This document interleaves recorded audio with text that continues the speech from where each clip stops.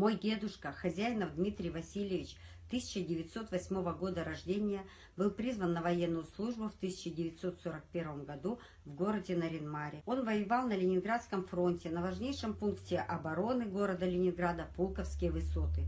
В 1943 году он был ранен и в боях потерял руку, и после госпиталя в 1944 году был демобилизован. Был награжден медалями за отвагу. Через 26 лет, в 1971 году, старые раны открылись, и дедушка умер.